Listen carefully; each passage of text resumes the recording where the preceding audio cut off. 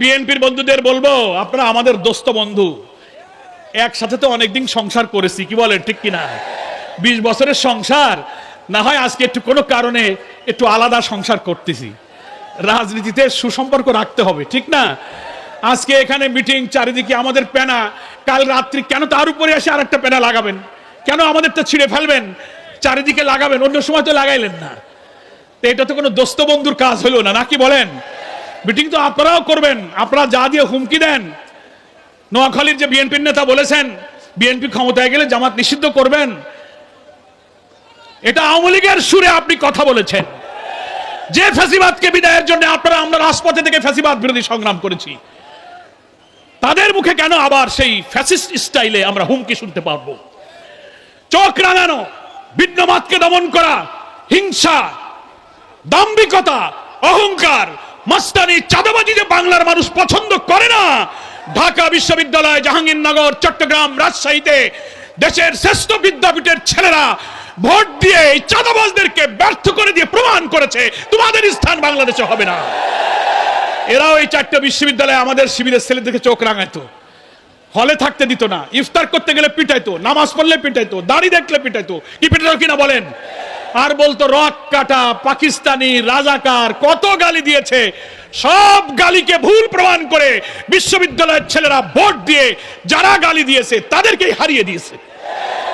তাহলে দেশের সেরা ছেলেরা যদি এই পরিবর্তন চায়, কোনো ট্যাগ লাগানো, কোনো অপপ্রচার, কোনো হিংসায় যদি আমাদের মেধাবী ছেলেরা কাজে না লাগায়, তাহলে আমরা তো তাদের বাপ চাচা,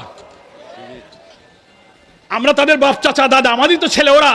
তো ওরা যদি বদলে যেতে পারে, আমরা বদলে যেতে পারবো না? বিশ্ববিদ্যালয়ের নির্বাচন বার্তা দিয়েছে, তারা বলছে, হো পিতা ও বড় ভাইয়েরা, আমরা বদলে গেছি, তোমরা বাংলাদেশকে বদলে দাও।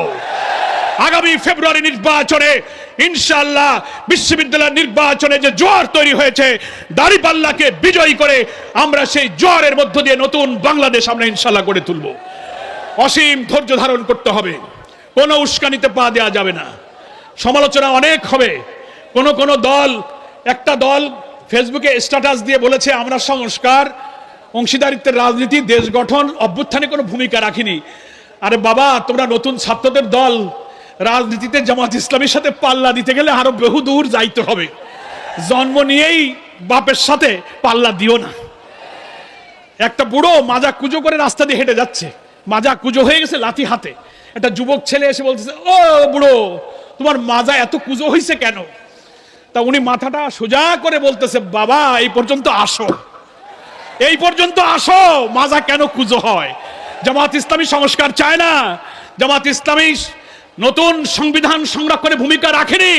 ঐক্যমত্য কমিশনে লিখিতভাবে 6টি সংস্কার কমিশনে আমরাই পূর্ণাঙ্গ রিপোর্ট দিয়েছি। অথচ নতুন গঠিত ছাত্র ব্যক্তি দলের নেতা দুঃখজনক স্ট্যাটাস দিয়ে এই সমালোচনা করেছেন। ওনারা চাচ্ছেন যে আমরা ওনাদের একটু সমালোচনা করি, কেউ তো ওনাদের নাম নেয় না। তো জামাতের মতো বড় দলের দুটো কথা বললে যদি আমাদের নাম মুখে 2-1টা নেয়, আমরা আপনাদেরকে অত আমলে নিই না। এই পর্যন্ত এসে জামাতের রাজনৈতিক ম্যাচুরিটি বোঝার জন্য আরো কিছু পথ হাঁটতে হবে। ধৈর্য ধরো, হাঁটো, এক্ষুনি সমালোচনা করো না। সামনে বদুদূর যাবা, লেখাপড়া শিখেছো, তোমাদের জন্য দোয়া করি। 24শে জুলাইয়ের গণ অভ্যুত্থানে তোমরা অনেক ভূমিকা রেখেছো, অনেক আত্মদান, তোমরা জুলাই যোদ্ধা, তোমাদের প্রতি আমাদের শ্রদ্ধা এবং দোয়া থাকবে। কিন্তু বড় বড় রাজনৈতিক দলের এমন রাজনৈতিক ভাষায় সমালোচনা করো, কিন্তু অশ্লীল, অশোভন, অরাজনৈতিক ভাষা ব্যবহার করাটা কোনো রাজনৈতিক দলের নেতাদের জন্য শোভনীয় নয়। সকলকে আমি ধন্যবাদ জানাই। আমরা আগামী দিনের নির্বাচনে দাঁড়িপাল্লার বিজয় দেখতে চাই। সকলকে কেন্দ্রীয় জামাতের পক্ষ থেকে সংগ্রামী শুভেচ্ছা। আগামী দিনে বিজয়ের বার্তা ঘরে ঘরে নারী পুরুষ সবাইকে পৌঁছে দেওয়ার উদাত্ত আহ্বান জানিয়ে আমি আমার বক্তব্য শেষ করছি। আল্লাহ হাফেজ। বাংলাদেশ জিন্দাবাদ, বাংলাদেশ জামাত ইসলামী জিন্দাবাদ।